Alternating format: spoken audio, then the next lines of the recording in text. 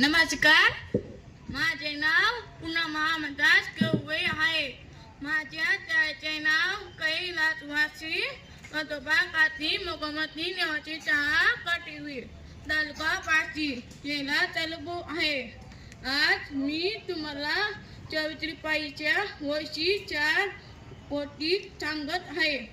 होया मी सावित्रीबाई ओले मुलीते माझ्या मनातील मागण मीच कोलते पेच आहे या हक्के शिवानीचान चोनीच रंगावान तिचा मान सन्मान चोनीच रंगावान तिचा मान सन्मान तिच्या बाईच्या ससरी चो वैभव किलते.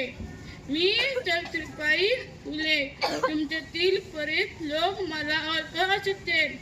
माझा जन्म 3 जानेवारी 1831 रोजी सातारा जिल्ह्यातील नायगाव येथे झाला.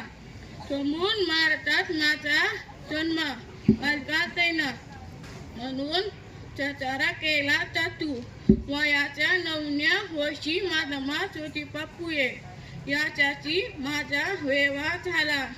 नंतर माझ्या मदीने मला लिहायला वाचायला शिकवले.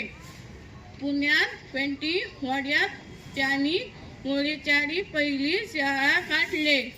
त्या काळी मुलीच्या शिक्षणाला विरोध होता. लोक मुलींना शाळेत पाठवत नव्हते.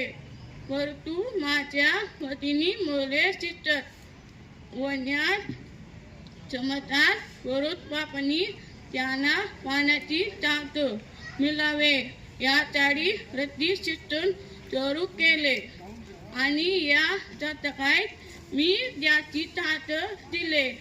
याच्यामुळे मला पहिला शिक्षकाचा मान मिळाला.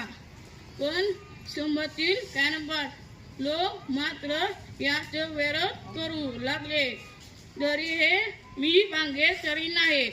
मी आणि माझे मधली ज्योतिबा यांनी मिळून लावलेल्या रोपटाची 8 वर्षाचा रोपटा चालीने पहिला मिळत आहे.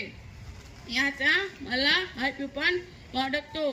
आज कोणते चित्र नाही के तिथे महिलाचा सफाक नाही. पण तुमचे वर्षपूर्वी अशी चित्र नाही होते. त्या काळात महिला बघतून आणि मग एवढ्या परिस्थितीत मायातीत होते. रती चित्रण हे त्या काळाची गरज होते. त्याची जाणीवर माधवा फुले यांना होते. म्हणून त्यांनी सर्व वाक्याची मर्यादन करून महिलाची शिक्षणासाठी अहोरात्र कष्ट घेतले व त्यामुळे महिलाची आज भक्तीची त्यातून येत आहे. आज माझी समोर एकच पाकणी आहे.